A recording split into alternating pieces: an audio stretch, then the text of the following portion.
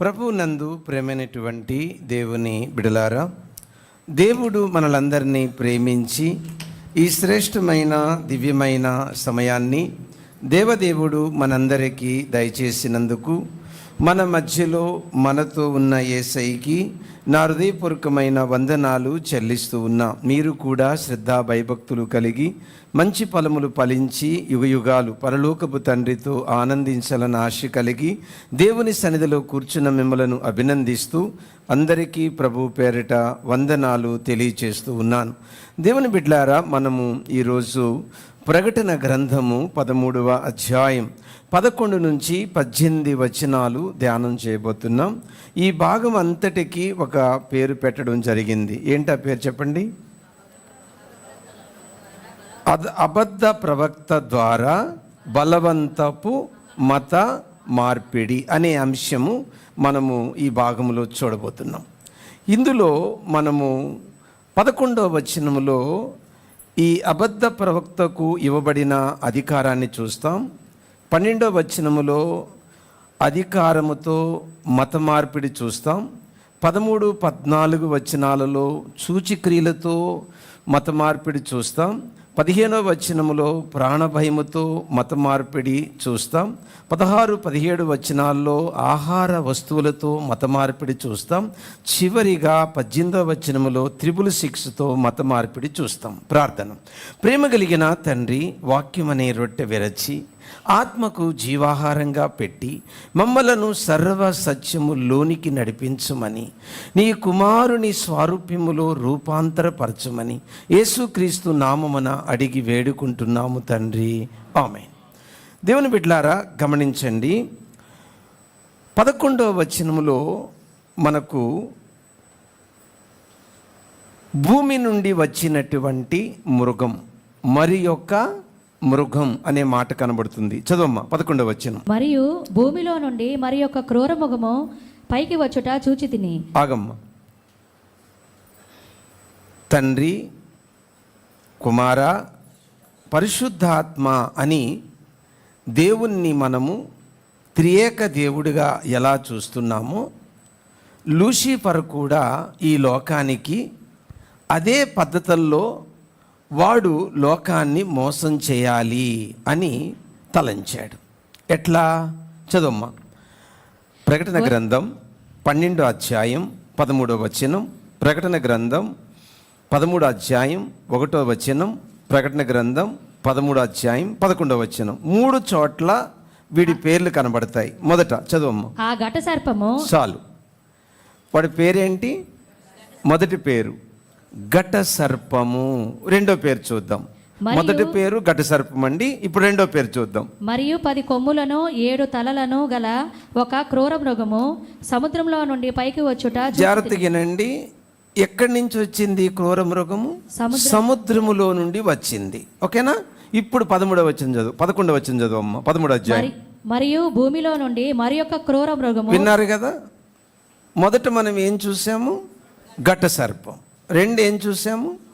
సముద్రం నుండి వచ్చిన క్రూర మృగం. ఇప్పుడు ఏం చూస్తున్నాము?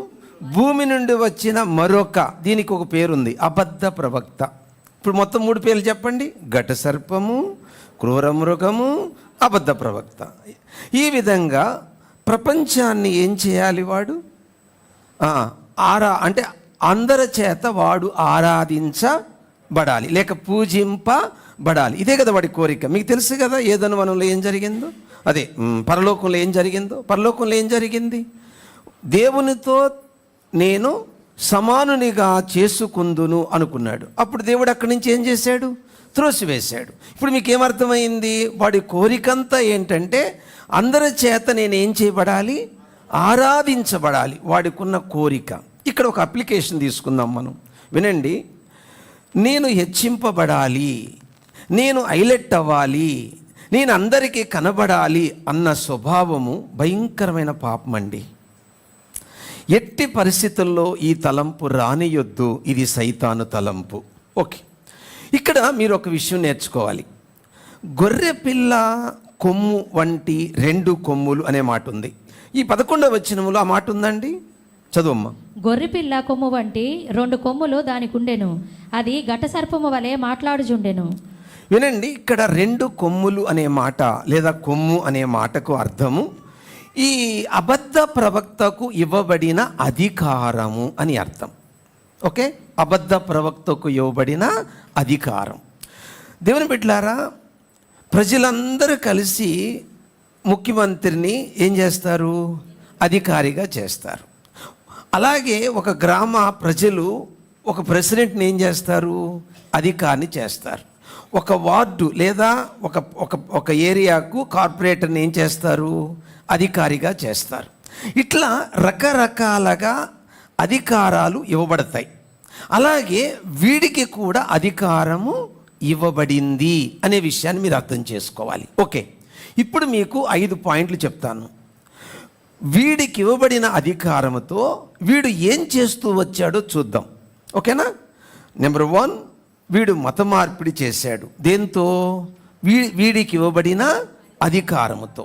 2, వీడికి ఇవ్వబడిన ఆ అధికారం అనే పవర్తో సూచిక్రియలు చేశాడు. చెప్పండి, ఏం చేశాడు? సూచిక్రియలు చేశాడు. ఈ సూచిక్రియల ద్వారా కూడా ప్రజల్ని ఏం చేశాడనమాట? మోసం చేశాడు. 3, వీడికి ఇవ్వబడిన అధికారముతో ప్రాణం తీసి భయపెట్టాడనమాట.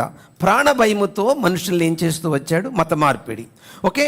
4, ఆహార వస్తువులు అంటే వీడికి ఇవ్వబడిన అధికారముతో ప్రజలకు ఆహార వస్తువుల విషయం మీద మీరు నన్ను అంటే ఈ ప్రతిమను పూజిస్తేనే, లేకుంటే ఆహార వస్తువులు లేవు, ఇలాంటి భయము ప్రజల్లో కలిగించి వీడు మత మార్పిడిని తీసుకొచ్చాడు. ఫైనల్ 5, 666.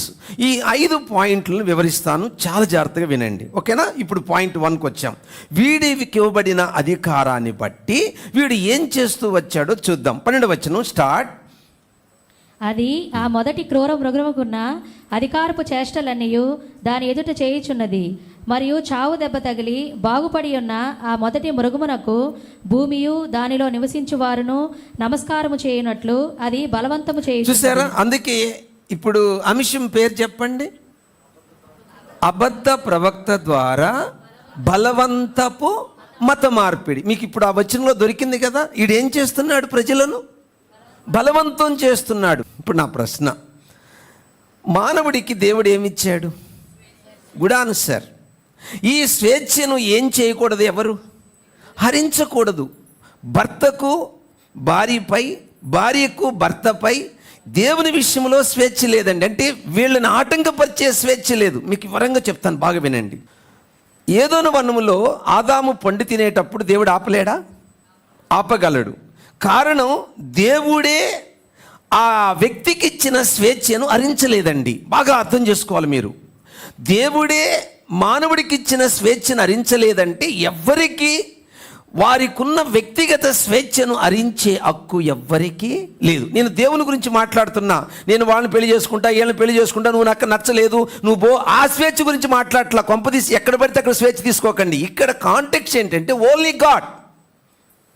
దేవుణ్ణి ఎన్నుకునే విషయంలో మానవుడికి ఏమి ఇవ్వబడింది? స్వేచ్ఛ. ఆ స్వేచ్ఛ విషయంలో దేవుడు ఏమి రావడం లేదు, అడ్డము రావడం లేదు. గుర్తుపెట్టుకోండి, అధికార దుర్వినియోగం ఎవరు చేసినా ఏం జరగద్దో చెప్తాను, వినండి. చదువు పాప. మత్తయి సువార్త 18వ అధ్యాయం 7వ వచనం. మత్తయి సువార్త 18వ అధ్యాయం 7వ వచనం. అభ్యంతరము వలన లోకమునకు శ్రమ. వినండి, దేవుని విషయములో నీకున్న అధికారాన్ని ఉపయోగించి దేవుణ్ణి నమ్మనీయకుండా, గుడికి వెళ్ళనీయకుండా, ప్రార్థన చేసుకోనీయకుండా, వాక్యం చదవనీయకుండా, వాక్యం విన్నీయకుండా, ఆ బిడ్డ దేవునిలో ఎదగనీయకుండా, దేవుని దగ్గరికి వెళ్ళనీయకుండా, దేవునితో తనకున్న స్వేచ్ఛను ఒకవేళ నీవు హరిస్తే, చదవమ్మా. అభ్యంతరములు రాక తప్పవు గాని ఎవరి వలన అభ్యంతరము వచ్చునో ఆ మనుషునికి శ్రమ. కాగా నీ చెయ్యి అయినను నీ పాదం. అలాంటి అభ్యంతర పరిచే వ్యక్తిని ఎత్తి సముద్రములో పడవే. వాడి మెడకు ఏమి కట్టి తిరగటి రాయి అంటే, మీకు తిరగలకి కింద ఒక రాయి ఉంటుంది, పైన ఒక రాయి ఉంటుంది. పైకున్న రాయికి ఏముంటుంది? రంధ్రం ఉంటుంది. ఇక్కడ మనం చెప్పుకున్నది ఈ తిరగటి రాయి అంటే ఆ మధ్యలో ఉన్న హోల్ని ఇలా పెట్టి, అంటే ఈ మెడ మెల్ల దూరితే ఇక్కడ పడద్ది, ఆ చుట్టూ రాయి ఉంటుంది. ఆ విధంగా నన్ను సముద్రంలో వేస్తే ఇంక నేను పైకి రాను. అంటే అర్థం ఏంటి? అంత ఘోరమైన శిక్ష దేవుడు ఏ వ్యక్తికి దేవుణ్ణి సేవించే స్వేచ్ఛను ఇచ్చాడో ఆ స్వేచ్ఛకు ఎవరైనా అడ్డం వస్తే వాళ్లకు దేవుడు అంత సివియర్గా వార్నింగ్ ఇవ్వబోతున్నాడు. మనకు దేవుణ్ణి సేవించే ఈ స్వేచ్ఛను మన అధికారాన్ని అడ్డం పెట్టుకొని వారిని బలవంతం చేసే రైట్స్ ఎవ్వరికీ లేవు. ఓకే అండి, ఏమైపోయింది? 12వ వచనం పూర్తయిపోయింది. 13, 14 వచనాలు స్టార్ట్. అది ఆకాశము నుండి భూమికి మనుషుల ఎదుట అగ్ని దిగి వచ్చినట్టుగా గొప్ప సూచనలు చేయుచున్నది. ఓకే, మత మార్పిడి రెండో పద్ధతి ఏంటి? ఇప్పుడు దాకా దేని గురించి చెప్పుకున్నాం? అధికారంతో. ఇప్పుడు దేనితో? సూచక్రియలతో. ఇప్పుడు అధికారము వల్ల మారేవాళ్ళు మారుతారు కదా, ఏది? ఆ ప్రతిమను పూజించడం అనేది జరుగుతుంది. ఇప్పుడు రెండోది ఏంటి? కొందరు అధికారానికి ఏం చేయరు, లొంగరు. ఇంకా దేనికి లొంగతారు? ఇదొక బ్యాచ్ అనమాట. వీళ్ళకి ఎక్కడ చూసినా అయ్యే కావాలా. అర్థమైందా? అవి లేకుంటే అసలు ఇంక వాళ్ళకి ఆ రోజు ముద్ద దిగదు. అంటే ఆ రోజు అంత హ్యాపీగా ఉండదు వాళ్ళకి. ఖచ్చితంగా ఏం జరగాలి? ఏ ఒక్క సూచక్రియలు జరగాలి, లేదంటే ఏదో ఒక ప్రవచనం చెప్పాలి.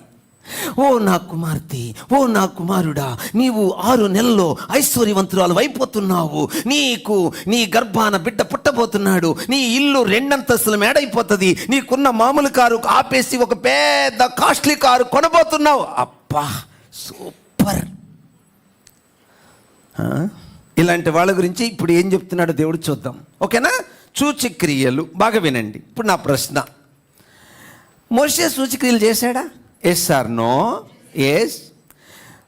మంత్రగాళ్ళు అంటే ఐగుప్తి మంత్రగాళ్ళు సూచక్రియలు చేశారా? ఎస్. ఇప్పుడు నా ప్రశ్న, మోషే సూచక్రియలకు వాళ్ళ సూచక్రియలకు మధ్య వ్యత్యాసం ఏంటి? దేవుణ్ణి నమ్మిన బిడ్డ దేవుణ్ణి వదిలిపెట్టడానికి సాతానుడు, చెప్పండి, సూచక్రియల ద్వారా వాడి వైపుకి బలవంతంగా మార్చుకుంటాడు. ఒకటేం చెప్పాను? అధికారం. రెండేం చెప్పాను? సూచక్రియలు. కాబట్టి ఎక్కడ సూచక్రియలు జరిగితే అక్కడ పరిగెట్టకండి. మీకు ఒక విషయం చెప్పనా? అసలు ఒరిజినల్ సూచక్రియ ఒకటి చెప్పండి. యేసుక్రీస్తుని ఎరుగుటయే సూచక్రియ. ఎస్, యేసుక్రీస్తుని ఎరుగుటయే సూచక్రియ. పాయింట్ 2 అయిపోయిందండి. చెప్పండి పాయింట్ 2 ఏంటి? పాయింట్ 3. ఇప్పుడు ప్రాణభయముతో మత మార్పిడి. 1 అధికారముతో మత మార్పిడి. 2 సూచక్రియలతో మత మార్పిడి. ఇవన్నీ ఎప్పుడు జరగబోతాయి? ఇవన్నీ ఇప్పుడు మనం చెప్పుకునే ఎప్పుడు జరగబోతున్నాయి? ఇప్పుడు మనము ప్రకటన గ్రంథం 13వ అధ్యాయం 11 నుంచి 18 వచనాలు స్టార్ట్ చేశాం. ఈ ప్రతి వచనాన్ని మీకు వివరిస్తున్నా. ఇవన్నీ ఎప్పుడు జరగబోతున్నాయి? సంఘము ఎత్తబడి మధ్యాకాశానికి వెళ్ళిన తర్వాత మొదట 3.5 సంవత్సరము కాలములో కాక చివరి 3.5 సంవత్సరములో జరగబోతున్నాయి. 15వ వచనం స్టార్ట్. ప్రకటన గ్రంథం 13వ అధ్యాయం 15వ వచనం. మరియు ఆ మృగము యొక్క ప్రతిమ మాట్లాడునట్లును ఆ మృగము యొక్క ప్రతిమకు నమస్కారం చేయని వారిని హతము చేయనట్లు. విన్నారా? ఎవరైతే ఆ మృగముకు ప్రతిమకు పూజించట్లేదో వాళ్ళు ఏం చేయబోతున్నారు? హతము చేయను, చంపేయడం. ప్రాణభయముతో మత మార్పిడి. చూసారా? మీకు యాంగిల్ చూడండి. మొదటి యాంగిల్ ఏంటి? అధికారం. కొంతమంది దేనికి భయపడతారు? కొంతమంది దేనికి భయపడతారు? రెండోది సూచక్రియలు. అమ్మా అమ్మా ఎంత అద్భుతం అది అని భయపడతారు. మూడోది అమ్మో కొంతమందికి దేనికి భయపడతారు? దీనికి మాత్రం భయపడతారు. ప్రాణం అంటే భయం అండి. ఇప్పుడు 90 ఏళ్ళు వయసు, బాగేనండి, 90 ఏళ్ళు పోతారు ఎవరన్నా. కానీ 90 ఏళ్ళకి ఏమవుతారు? చనిపోతారు. ఈ 90 ఏళ్ళ వయసు వాళ్ళ దగ్గరికి వెళ్ళి అడగండి, అయ్యా ఎంత డబ్బు అయినా పెడతానయ్యా, అయ్యా నన్ను బతికించండి అయ్యా. ఎందుకమ్మా? ఎంత పోతున్నాం కదా. అంటే మనుషులకి ఏ భయం ఉంది?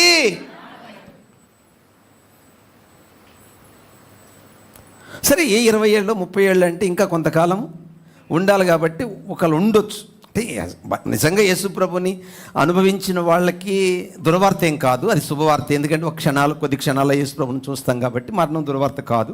బట్ అంత గ్రోత్ లేదు కాబట్టి ఎవరికైనా భయం వేస్తుంది. నేను ప్రారంభంలో చాలా భయపడేవాడిని. రాను నాకు అసలు ఇప్పుడు మరణ వార్త దుర్వార్తే కాదు. నాకు ఏదైనా బాగాలేకుండా వస్తే ప్రభువా నేను కొద్ది క్షణాల్లో నేను చూడబోతున్నాను, హ్యాపీగా ఉంటాను, అది పోతుంది. కాబట్టి మన స్పిరిచువల్ గ్రోత్ ఎంతగా ఉంది అనడానికి ఇది ఒక యాంగిల్ అనమాట. ఏంటి, మరణ వార్త నాకు వినపడగానే భయం కలగట్లేదంటే నేను కొద్ది క్షణాల్లో ప్రభువుని ఎదుర్కోవడానికి సిద్ధంగా ఉన్నాను. నిశ్చయత అనేది చాలా ఆధ్యాత్మిక లోతు ఆ బిడ్డకు ఉన్నట్టు లెక్క. ఆ స్థాయికి మనం ఎదగాలి. ఇస్తాడు దేవుడు, ఖచ్చితంగా ఇస్తాడు, నో డౌట్. వినండి, ఇక్కడ మీకు కొన్ని ఆశ్చర్యకర విషయాలు చెప్తాను. నీకు అలాంటి భయము వస్తే వెంటనే యేసు ప్రభుని వదిలిపెడతావా? Yes or no? ఏమన్నాను? నీ ప్రాణం పోయే పరిస్థితి వస్తే యేసు ప్రభుని వదిలిపెడతావా? Yes or no? ఇప్పుడు నో అనగా అప్పుడు అనాలా. ఆ పరిస్థితి వచ్చినప్పుడు చూడండి, అన్నీ బాగున్నప్పుడు నేను అలాగే అంటా, నేను అలాగా ఇలాగా, నేను ఈరుణ్ణి సూర్యుడిని. ఆ పరిస్థితి ఎదుర్కొన్నప్పుడు చూడండి, హృదయము నిండిన దాన్ని బట్టి, నా హృదయం ఎలా ఉంది, ఏ స్టాండర్డ్లో ఉంది, దాన్ని బట్టే కదండి నేను నా వే ఆఫ్ టాకింగ్, నా ప్రవర్తన, నా ముఖ కవళికలు కనబడతాయండి. సో నేను ఒక చిన్న ఎగ్జాంపుల్ చెప్తాను. తల్లి కూతురు సువార్త ప్రకటిస్తున్నారు. అది ఒక విలేజ్, పక్కనే సముద్రం ఉంది. ఆ ఊరికి ఒక సాంప్రదాయం ఉంది.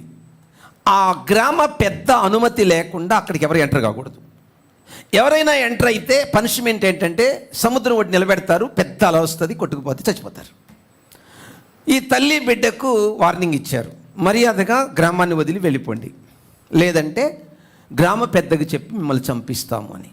మేమేం తప్పు చేశామండి, మీకు సువార్త చెప్తున్నాము, మీకున్న స్వేచ్ఛను బట్టి ఇష్టమైతే నమ్మండి, ఇష్టం లేకపోతే వదిలేయండి.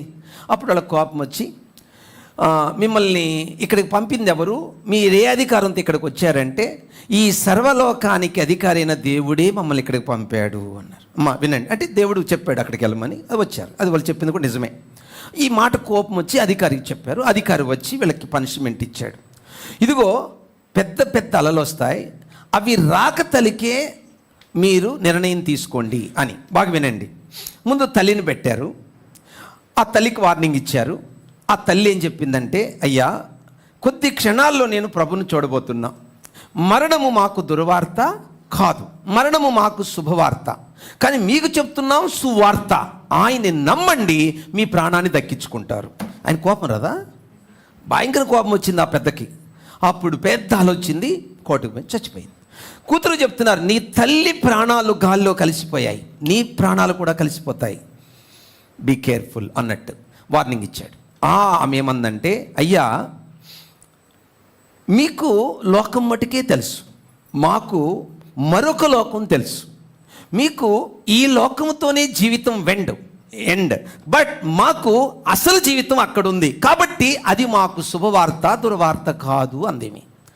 ఆయనకి కోపం వచ్చి అలాగే నిలబెట్టాడు. అంతే, ఆలోచింది, కొట్టుకుపోయింది, చచ్చిపోయింది. వినండి, అప్పుడు ఈ పెద్ద వచ్చి అక్కడ నిలబడ్డాడు. ఏ స్పాట్లో వీళ్ళిద్దరు చచ్చిపోయారండి, అదే ప్లేస్లో వచ్చి నిలబడ్డాడు. అలా వస్తుంది. ఈ గ్రామస్తులు అందరూ గుంపులుగా చాలామంది చూస్తూ ఉన్నారు, ఏమైంది ఏమైంది ఏమైంది ఏమైంది, పరుగు నీళ్ళని లాగారు. ఏమైందయ్యా, నువ్వే కదా ఆ ఇద్దరిని ఆ విధంగా చచ్చిపోవడానికి అధికారం ఇచ్చి చంపించింది, నువ్వే కదా, ఎందుకు నువ్వు నిలబడ్డావంటే వాళ్ళిద్దరూ నమ్మిన జీసస్ జీవంగల దేవుడు అన్నాడండి. ఏంటయ్యా, నీకు పిచ్చి పట్టిందా, నీకు మెంటల్ వచ్చిందా, ఏమైంది? వాళ్ళు చనిపోయేటప్పుడు ఆకాశము నుండి దేవదూతలు ఇద్దరు వచ్చి వాళ్ళ ఆత్మలకు కిరీటాలు పెట్టి వాళ్ళు వెళ్ళడం నేను చూశాను, వాళ్ళ దేవుడే నిజమైన దేవుడు అన్నాడండి. గ్రామం యేసుప్రభు నమ్మేసిందండి. కొన్నిసార్లు మన చావు కొన్ని వందల ఆత్మలకు రక్షణకు కారణం కావచ్చు. ఇప్పుడు అర్థమైందా? కాబట్టి గుర్తుపెట్టుకోండి, దేహ సంబంధమైన మరణానికి ఎవ్వరు భయపడొద్దు, భయపడాల్సింది అదే అక్కడ ఉంది అన్నమాట. దేహమును ఆత్మను నశింపచేయు దేవునికి మిక్కిలి 16-17 వచనాలు, ఫోర్త్ వన్, 16-17 వచనాలు, ఫోర్త్ వన్, త్వరగా. కాగా కొద్దివారు కానీ గొప్పవారు కానీ, ధనికులు కానీ దరిద్రులు కానీ, స్వతంత్రులు కానీ దాసులు కానీ, అందరూ తమ కుడి చేతి మీదనైనను తమ నొసటైనను ముద్ర వేయించుకొనున్నట్లు ఆ ముద్ర అనగా ఆ మృగము పేరైనను దాని పేరిటి సంఖ్య అయినను కలవాడు తప్ప క్రయ విక్రయములు చేయుటకు మరి ఎవనికి అధికారం లేకుండానట్లు. ఆహార వస్తువులతో మత మార్పిడి. చూసారా, యాంగిల్ మారిపోయింది. మొదట అమ్మ మత మార్పిడి, అధికారం. 2 సూచక్రియలు. 3 ప్రాణభయం. ఇప్పుడు 4 చూసారా. దీని అంటే ఒక్కొక్క దానికి ఒక్కొక్క జనాంగం ఉంటారు. ఏది భయపడేవాళ్ళు, అధికారానికి భయపడే కొందరు ఉంటారు, ప్రాణభయానికి కొందరు ఉంటారు, సూచక్రియలకు కొందరు ఉంటారు. ఇప్పుడు ఎక్కడికి వచ్చాము? ఇప్పుడు అంటే ఇప్పుడు పొద్దున్న లేస్తే ఏం కావాలండి? 3 పూటలు తింటేనే ఈ బండి అలా నడుస్తుంది, లేకుంటే అంతే సంగతులు మూలన పడిపోద్ది. మరి ఎలా తినాలంటే ఏం కావాలి? ముద్ర కావాలి, ముద్ర కావాలి. సో ఏంటి, ఆ లూసిఫర్ ఆ యొక్క మృగము యొక్క పేరైనా వాడి ముద్ర అయినా ఉంటేనే నువ్వు తింటావు, లేకుంటే లేదు. మరి ఈయనేమంటున్నాడు? చదువమ్మా, ప్రకటన గ్రంథం 14:9-10. అసలు దేవుడు ఏమంటున్నాడు చూద్దాం.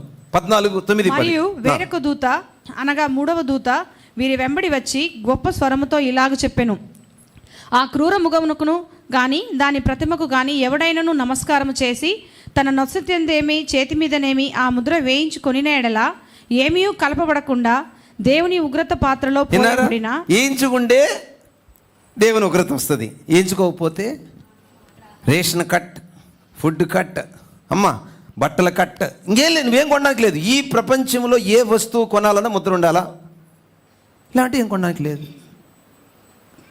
వేయించుకుంటే ఆయన అంటున్నాడు ఉగ్రత వస్తుంది, వేయించుకోకపోతే ఈడంటున్నాడు నీకు అన్నీ కట్. ఇప్పుడు చెప్పండి ఏం చేయాలి? ఎన్నానికి బాగుంటుందిలేండి, నేను సావనన్నా చేస్తాను, నా ప్రభు కోసం నిలబడతాను, ఇప్పుడు బాగుంటాయి. ఆ రోజు వస్తాయి కదా. నీకు నాకు రావు, ఎందుకంటే మనం ఉన్నాం కాబట్టి. మారు మనసు పొందకుండా, బాప్తీసం తీసుకోకుండా, యేసు ప్రభుని నమ్మి నేతి బీరకాయలో నెయ్యి లేనట్టు క్రైస్తవులు క్రీస్తు లేకుండా బతుకుతుంటే వాళ్ళకి ఇప్పుడు నేను చెప్పేయన్ని.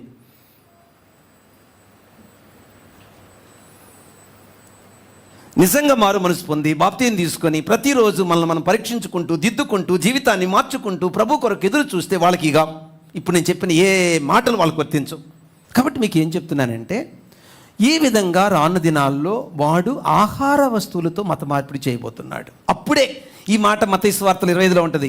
నేను ఆకలి కొంటిని, మీరు నాకు భోజనం పెడితిరి, నేను చెరసాల్లో ఉంటిని, చూడవచ్చితిరి, నేను రోగినై ఉంటిని, పరామర్శించి. అవన్నీ ఎందుకు చెప్పాడంటే యూదులు వేయించుకోరు ఈ ముద్ర. అప్పుడు అన్యులు వీళ్ళకి హెల్ప్ చేస్తారు. అప్పుడు ప్రభు వాళ్ళని ఆయన రాజ్యంలోకి చేర్చుకుంటాడు. మీకు అర్థమైంది? ఇప్పుడు అది 1000 ఏళ్ల పాలనలో జరగబోయేది. 4th 1 అయిపోయింది. ఇప్పుడు 5th 1 ఏంటది? 666తో మత మార్పిడి. ఏంటి 666? వినండి. ఆర్ చెరీ చర్చ్ అనే దైవజనుడు ఇంగ్లీష్ అక్షరాలకు ఒక విలువ కట్టాడు. ఎన్నున్నాయి ఇంగ్లీష్ అక్షరాలు? ఎన్నమ్మా? 26. వినండి. ఏ నుంచి జెడ్ వరకు మీరు ఇంటికి వెళ్ళి పని చేయండి. పెన్ను తీసుకోండి, పేపర్ తీసుకోండి. ఏ 6 వేయండి, బి 12 వేయండి. అంటే ప్రతి A B C, A 6, B 12, C 18, అట్లా వేసుకుంటే వెళ్ళిపోండి. జెడ్ దాకా వేసుకోండి, ఇంటికి వెళ్ళిపోండి. ఇప్పుడు కాదు, ఇంటికి వెళ్ళి ఆ పని చేయండి. చేసి ఇప్పుడు వినండి. లూసిఫర్ 7 ఏండ్ల ఆ మహాశ్రమల కాలములో ఎట్ట పరిపాలన చేస్తాడు అని అంటే, నెంబర్ 1 వాడి సాధనము కంప్యూటర్. చెప్పండి. COM PUTER అంకేయండి. మొదట ఏంది? 18. తర్వాత ఏంది? ఇలా వేసుకుంటూ వెళ్ళి కూడండి, 666 వస్తుంది.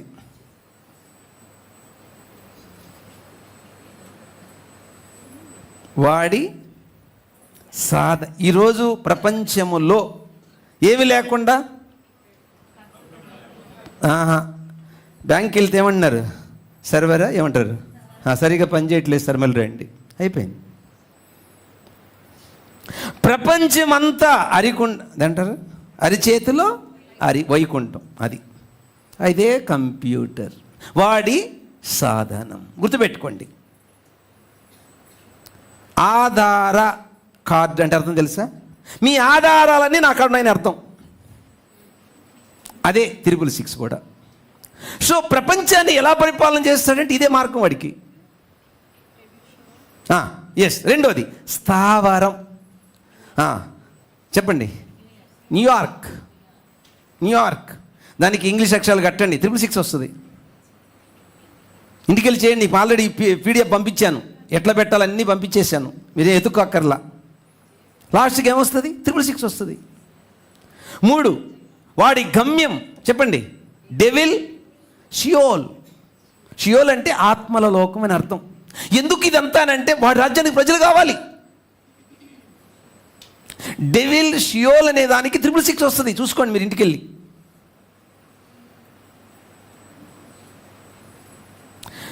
వాడి పేరు డెవిల్ డ్రాగన్. ఏమండి, ఇప్పుడున్న శ్రమలకే అల్లాడి ఆకులు మేస్తుంటే ఆ రోజు శ్రమలకి ఎలా అండి తట్టుకోవడం? చాలా కష్టం అండి. అందుకే ఎలుగుండగా ఇల్లు చక్కబెట్టుకోండి, చేతులు గాలిన తర్వాత ఆకులు పట్టుకొని ప్రయోజనం లేదు. సామెత ఇది. వచ్చే నెలలో చూద్దాం సామెతలు ఏంటో. ఓకే, ఏంటి ఈరోజు మన అంశం? అబద్ధ ప్రవక్త ద్వారా బలవంతపు మత మార్పిడి. నెంబర్ 1 అధికారముతో, నెంబర్ 2 సూచిక్రియలతో, నెంబర్ 3 ప్రాణభయముతో, నెంబర్ 4 ఆహార వస్తువులతో, నెంబర్ 5 666 ముద్రతో, 666 ముద్రతో. ఈ విధంగా ప్రపంచాన్ని వాడు ఏం చేస్తాడు? చాలా. ఇంతకంటే ఎవిడెన్స్ ఏం కావాలండి యేసు ప్రభు రియల్ గాడ్ అనడానికి?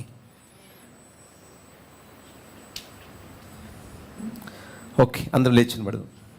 ప్రార్థన. ప్రేమ కలిగిన నా తండ్రి, దయగలిగిన నా యేసయ్య, ఈ దినమున ప్రకటన గ్రంథం 13వ అధ్యాయం 11 నుంచి 18 వచనాలు, వచనం వెంబడి వచనం, లూసిఫర్ అనేవాడు అబద్ధ ప్రవక్తగా ఏ విధంగా మనుషులను వాడు బలవంతంగా మత మార్పిడి చేస్తాడో, వాడికి ఉన్న అధికారముతో, సూచిక్రియలతో, ప్రాణభయముతో, ఈ లోక ఆహార వస్తువులతో, 666తో ఎట్లా మనుషుల్ని మత మార్పిడి చేస్తాడో, 7 ఏళ్ల శ్రమలు ఎంత భయంకరంగా ఉండబోతున్నాయో పోసగుచ్చినట్టు వివరంగా మాకు బోధించావు. మేము బుద్ధి తెచ్చుకొని భయము కలిగి, భక్తి కలిగి, పవిత్రత కలిగి, పరిశుద్ధత కలిగి, చెడును అసహించుకుంటూ, పాపాన్ని ద్వేషిస్తూ, నీ మీద ఆధారపడుతూ, పవిత్రతలో, పరిశుద్ధతలో, నీతిలో నేను నీ బిడ్డలు ఎదుగునట్లు నీ కృప మాకు కలుగునుగాక. ఏ బిడ్డ రకరకాల వ్యసనాలతో, రకరకాల బలహీనతలతో, రకరకాల త్రాగుడుతో, రకరకాల చీట్ల పేకాటతో, రకరకాల బలహీనతలతో లొంగిపోతున్నారో, వారికి ఉన్న ప్రతి బలహీనతపై వారికి జయము వచ్చును గాక. వాళ్ళను శోధిస్తున్న ప్రాచీన స్వభావం సిలువేయబడును గాక. వాళ్ళను వేధిస్తున్నటువంటి ఆ యొక్క వ్యసనాలు యేసు నామమున సమాధైపోవును గాక. ప్రతి కుటుంబములో నీ సన్నిధిని నీ ప్రజలు అనుభవించుదురుగాక. కుటుంబ పాదల్లా నీ పరలోక ఆ గవిని అనుభవించుదురుగాక. ప్రతి కుటుంబములో నెమ్మది కలుగునుగాక. జీఎస్ మినిస్ట్రీలో ఉన్న 330 కుటుంబాలు పరలోకములో చేరుదురుగాక.